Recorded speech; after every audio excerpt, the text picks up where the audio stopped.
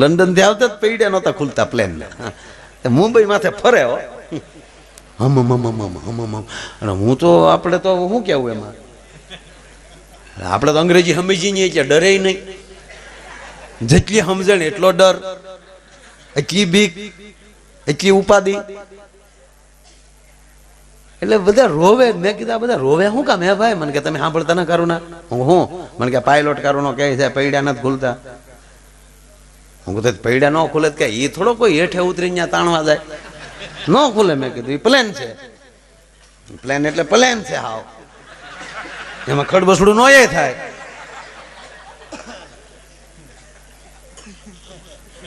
મેં કીધું હવે આ કરશે હું હે ભાઈ મને કે 1 કલાકનું પેટ્રોલ છે એટલે પેટ્રોલ બળી જાય ને જેથી કરીને જાજુ પેટ્રોલ હોય તો હાવ પેટ્રોલ બળી ગયેલું હોય અંદર ખાલી ટાંકી હોય તો વિસ્ફોટ ઓછું થાય અને હેઠે એવો ચીકણો પદાર્થ રનવે ઉપર નાખી દે બે બાજુ ફાયર બ્રિગેડની ટીમો મૂકી દે અને એમાં જચ્યા ને બચ્યા જાય બસાવી મેં કીધું આમાં મૂર્ખાઈ કહેવાય આપણને મોકો મળ્યો મરવાનો મને કે કેમ મેં કીધું રોજ બહાર રખડીએ વાહનમાં મરીશું તો વધી વધીને 2 કરોડથી વધારે વીમો નહીં મળે આપણે જે ઉતાર્યા હોય એટલે જ મળે ને મેં કીધું પ્લેનમાં મરીએ તો આ કંપની જ આપણને 5 કરોડ આપે અને વાજા વગાડીને મરી જાવ તો 5 કરોડ ભેગા થવાના નથી એ સીધા વાઇટ બદલી એક અને બીજી વાત આપણે મેં કીધું અહીંયા આપણે જે જગ્યાએ ભટકાણા હોય ખટરાય રે તો ખટરાના સમાચાર કેટલે સુધી આવે આખા જિલ્લા પૂરતા વધીને આપણી ગુજરાતી 2-3 ચેનલમાં હિન્દીમાં ન આવે પણ જો મેં કીધું પ્લેનમાં મરી તો તમામ મીડિયા ભારત કે નામી કલાકાર वो भी जा रहे थे प्लेन में એ મરો તો સમાચાર હારા બને એવા તો મરજો હકીકત તમે કોને અરે ભટકાવ ને તોય આબરૂ વધી જાય મોટા માણા અરે ભટકાઈ ને તોય આબરૂ વધી જાય આ કૃષ્ણ અરે કંસ ભટકાણો ને એમાં એને ઓળખતા થયા બધા રાવણ રામ અરે ભટકાણા એટલે ને બધા ઓળખતા થયા આ ભેંસું આપણા રોડ ઉપર કેટલી વાર પીલાણી કોઈ દી બીજા છાપામાં આવ્યું ટાઈમ્સ ઓફ ઇન્ડિયા કોઈ દી આવ્યું ઉના ગરાળ રોડ ગાંગડા માથે એક ભેંસ ને 3 બીજો ટેમ્પો અથડાણા એવા સમાચાર કોઈ દી આવે નહીં પણ એ જ ભેંસું સુરતના રનવે ઉપર ચડી અને સુરતમાં પ્લેન આરે ભટકાણી દુનિયાના તમામ મીડિયા કેમેરા લઈને આવી કેસે આવી રનવે પે ભેંસ છે 4 વાગ્યા થા આવી કેમ કઈ પ્રગટી ના ઉપેલી ભાઈ હેલિકોપ્ટર ભેંસું ગોતવા આવ્યા નકર એરપોર્ટ હોય કવડું તોય 2 હેલિકોપ્ટર 2 દી બળ કર્યું બિલ તો બનાવવા જ પડે पासा मीडिया में 3 दिन से भैंसों को ढूंढ रहे हैं हेलीकॉप्टर से 2 भैंसें मिली है कैमरे में 3 दिन के पहले 3 दिखाई रही थी अभी 2 ही दिखाई रही है तीसरी कहां तीसरी मरीजी चली देखा है क्या बात भी तो राखो भला तुम्हारे गमे एम कर धंधो कर लेवा हो तो પછી ભલે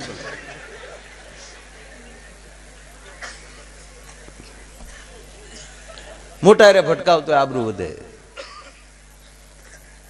ભાગવત શું કહે છે મૃત્યુ કરતા શીખવાડે છે રામાયણ છે જીવન જીવતા શીખવાડે છે જ્યારે આ ભાગવત છે ને એ માણસને મરતા શીખવાડે છે તમારું મૃત્યુ કેવું હોવું જોઈએ હે અને એવું જ્યારે ભાગવતનો ગંગાનો પ્રવાહ ગંગાના ધોધ જેવો પ્રવાહ અહીંયા હાલી રહ્યો છે એ મારા બાપ મારો કહેવાનો અર્થ 2 દિવસ તમારી પાસે છે અને એમાંય આજે એ જ વ્યાસપીઠ ઉપરથી ભગવાન કૃષ્ણનો જન્મ થયો છે અને કિશોરભાઈ હકીકત કોઈ ભાગવતમાં બેઠો છું જ્યાં ભાગવતના કથામાં મારા પ્રોગ્રામ છે ને અત્યાર સુધીનો લગભગ રેકોર્ડ છે કે એ ઓટોમેટિક તારીખ તેદી જ આવી હોય કે જેદી નંદ ભયો થયો હોય ઓટોમેટિક નકર આ તારીખ તો જે બાપુ પત્રિકા નહોતી છપાણી ને હમણાં મને પૂછ્યું મને કે કઈ તારીખ ખાલી છે મેં કીધું 25 લખી નાખ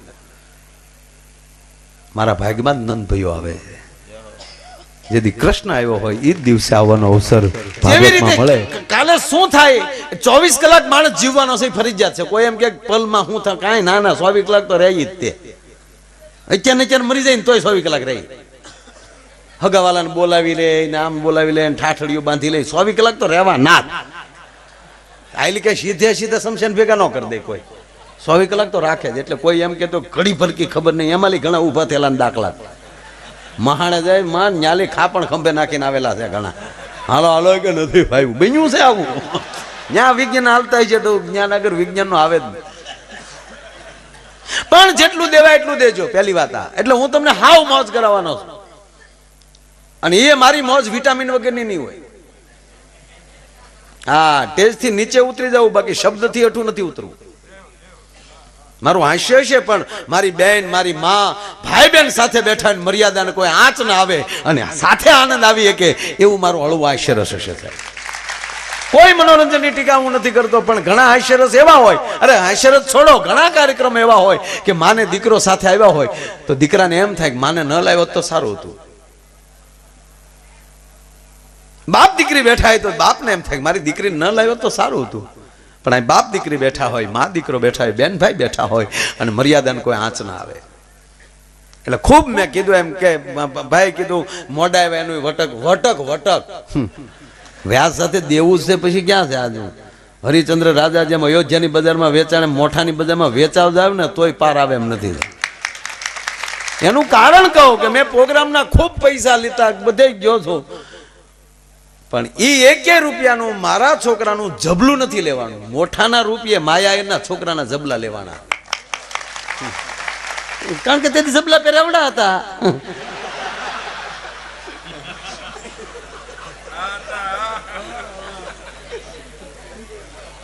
એમાંય જઈલો તો નહીં, જઈલો મોઠામાં નહીં. એ નાનો કરો મારા ભરત, એ મોઠાના જબલા પહેરેલા. કહેવાનો મતલબ કે એ પૈસાની ગણતરી થતી હતી. કારણ કે આટલી હું આખી રાત કેમ ગાડી હાંકતો ભાઈ, માઇન્ડ પોગાડતો અમુક ને એમાં અમુક તો કાસમાં દેખાય, ઊંધો લબડ જાય. આને તો હરકો કરો આને તો માઇન્ડ પોગાડે મારા દોડે બાંધવા પડે. આને બાંધીને મૂકી દો, પેટીઓ આને બાંધી દો. એ જે લહેર કરી છે મોઠાની, હું કેટલી મારે વાતો કરવી, પણ કહું ને મને આમ કંઈક થાય. પણ વાત એ મૂળ વાતો પાછો આવું કે દિવસે ભાગવત ન ભૂલાય. કારણ કે ગયાજી જાય અને એના પિતૃને મોક્ષ ન મળે. ભાગવત ની અંદર 3 ભાગવતની કથા, 3 ભાગવત આવે છે ભાગવતમાં. એક નારદના મુખેથી, એક ભગવાન સુખદેવજીના મુખેથી અને એક ગૌકર્ણના મુખેથી.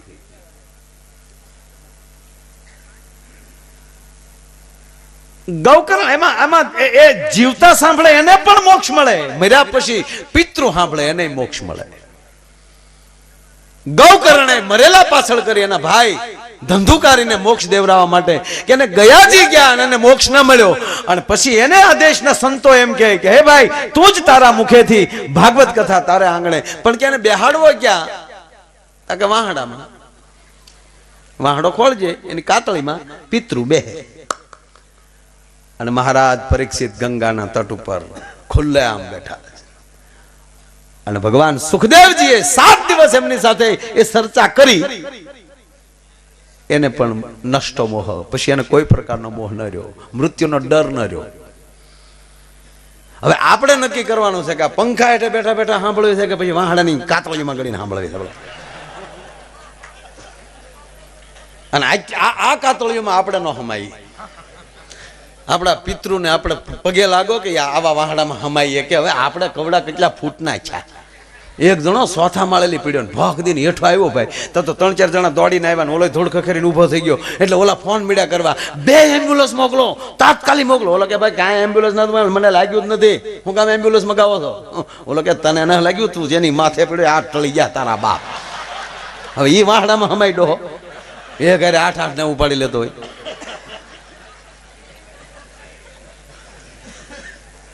આ કથા છે એ મૃત્યુનો ડર ના આવે.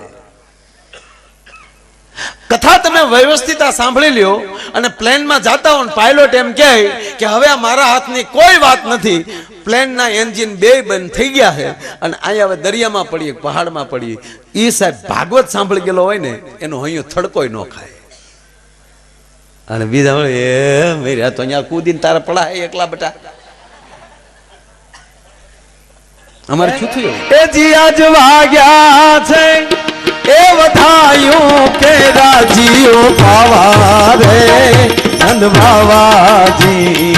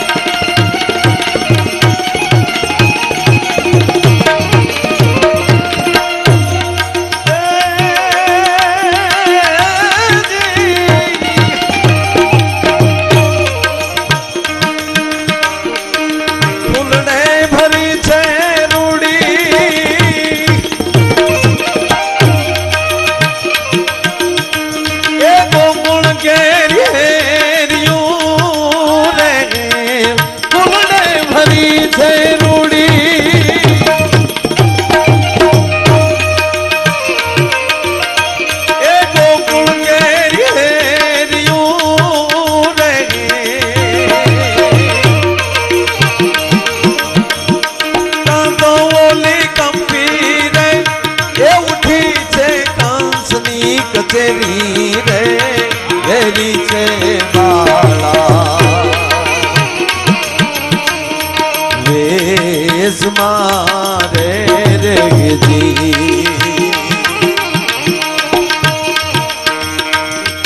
એ જીયાદ વાગ્યા છે એ વધાયું કે રાજીઓ પાવા રે નંદ બાવા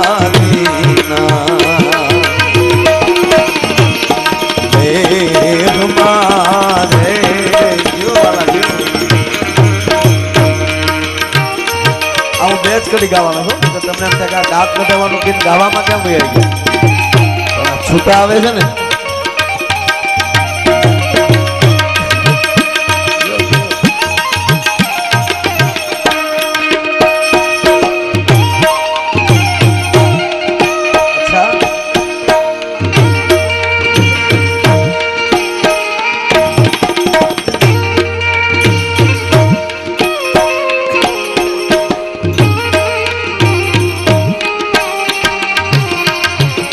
मन हरी